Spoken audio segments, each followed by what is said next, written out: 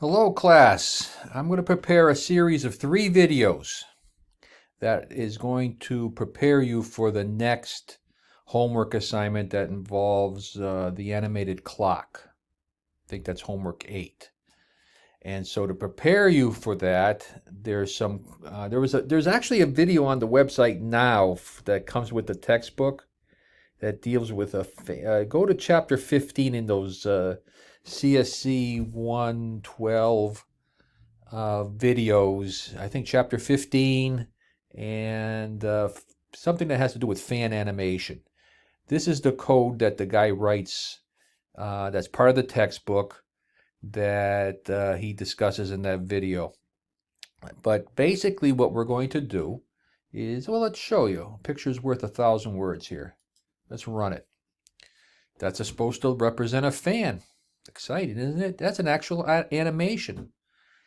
Okay, you can do a lot of stuff with JavaFX. Okay, I think basically with the first 3 or 4 programs that we've done, I've showed you there's a lot of power to JavaFX. Animation is just another one. So this should be a fun little assignment that you're going to perform. The clock program. Anyway, let's pause it and show you exactly what a fan looks like in his program. So basically what a fan looks like is a bunch of arcs. These basically there's 4 arcs. Okay, an arc is obviously a piece of a circle, and the way you specify an arc is specifying the center of that circle, the radius of the circle, and the start point where the arc is supposed to be drawn. That's the starting angle, and how far you want to sweep. And fill that in with red, and there you go. You've got 1, 2, 3, 4 arcs. And these arcs are separated by 90 degrees. So if you look from here to here, here to here, here to here, there's 90 degrees separation between all those arcs. So we have 3 buttons that control the animation. This one stops it, this one starts it. And we also have a reverse if you want the fan to go in the opposite way. So we're going to take a look at all these different methods and operation. I think it'll be a fun little program. But anyway, this is the code he has. And I really, really hate it. And to this day, I'm still getting code from people. They are just happy that it works, but you know, just because something works doesn't mean you get 100. Okay, there's a good way to perform a task and there's a bad way to perform a task. This code here, even though it's in the textbook, isn't the proper way. You don't have one big mother program. As I showed you in the first semester, you can't have all the logic in the main method. I think I've convinced people of that. Most people don't write big main methods. Start is the equivalent of the main method for the GUI. Don't put all your code in one big main method. Separate the code into separate classes. Each class has a certain responsibility toward the function of the overall app. There's a delegation of responsibility. Now, the reason why, I'd like to think the reason why he doesn't give you the proper way of writing the programs is that it's easy to put in the textbook just one big file and display that. But in practice, I try to show you what you have to do in practice. You have to separate the code. So there's going to be 3 videos. This is the first video is going to be it's going to involve his code. The second video is going to involve separating the logic into classes, like I've always been doing. That's the code I really will give you 100% on for your homework. And third is a new technique, which is called inner classes, where you can bundle everything into one class. I think that'll look good. But anyway, let's take a look at the start method. You know, we have a fan pane, and that fan pane represents the 4 arcs that you see there. We've got some buttons that are placed in a horizontal box. You've seen that. The border pane, where you've put the fan in the center, the control panel in the bottom. All right, there's your scene establishment. This guy is new right over here, timeline animation. So when you're making an animation, what you need to do is create a new timeline. That's the key to doing any of this animation stuff. And what a timeline is very, very simple thing. Okay, what you're going to do is inside your timeline is you're going to create a keyframe, and a keyframe is nothing more than what do you want happen after a certain amount of time elapses. So what we want to have happen in this key, the important frame, is after 100 milliseconds, a tenth of a second, what I'd like to do is execute this code, move the fan. So we have this fan up here. Fan has a method called move, and that moves the starting point of the start angles, and to give you the illusion of having this fan spin. So that's basically it. That's the animation. The animation, a timeline, consists of a sequence of frames. Whereas really, most of the time, you only have one frame. One frame, how many milliseconds you want that frame to kick in, and what do you want to have happen when you kick in? Well, I want to execute that code. I want this animation to occur indefinitely. I could put the number 5 in there, so in which case the animation, the timeline only occurs 5 times, but that makes no sense. We want this fan to continue. So let's do edit, undo typing, put it back to what we have here. And then you need to play the animation. The play method is what starts the animation, kicks in the timeline, kicks in the frame every 100 milliseconds. Now the rest of this code, look at this. He's got things all over the place here. Once he has his buttons, let's temporarily forget about this for now.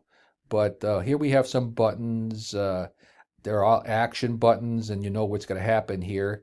What we're going to do is when we put the pause button, we want to pause the animation, and there's a method of the timeline that says pause it, just basically stop it. And we have a play method, which is basically when you want to resume the animation, just hit the play method. And if you want to reverse it, then there's a method inside the fan that establishes what you need to do to reverse the fan in its operation. Now, all this code over here makes the application responsive. Here's what I'm talking about here. Here's what I have. If I make this bigger, look at it. It makes the circle gets bigger, the fan gets bigger. It's a neat little effect. Okay, so how does he do that? The idea is this. The fan has a couple of methods called set W, set width, and set height. When you execute the set width and set height methods, the fan redraws itself automatically. It automatically responds to whatever values you set. So I get the current value of the width of the fan, the height of the fan, set the width and height, it redraws itself. Now this is something new here. Screen.setWidth property add listener. This is add listener is a method that looks at the width of the screen. If the width of the screen ever changes, if it changes, kick in this code. Kick in that lambda code. Set the width of the fan to be the current width. See, what happens is as you make the screen bigger, the system automatically makes the fan pane bigger as well. But making the fan width bigger doesn't change what the fan looks like until you tell it till you call this method set W. Likewise, take a look at the height. If the height changes, execute that set W, and there's your main method right there. You can see the code is all over the place. There's no delegation of responsibility. It functions, but take a look at the pane. All right, we've got some state variables here: width, height, radius. Those are your 4 arcs that we have to establish. We're going to establish those inside the constructor. We're going to start painting our arcs at angle 30 degrees. And the nice thing about this 30 degrees, let me show you what happens here. Let me stop this. Let me stop or pause it. Pause the animation. Oop, oop, oop. Stop. Control S, David. Let's show you what happens here. See what happens? Okay, this is 30 degrees. Here's your, the angles actually fall consistent with the math that you know. 0 degrees is over here, and what happens is 30 degrees, which is the start angle, that's where we start painting these arcs. Okay, that's where we start painting those arcs. So let's go back to this guy, play.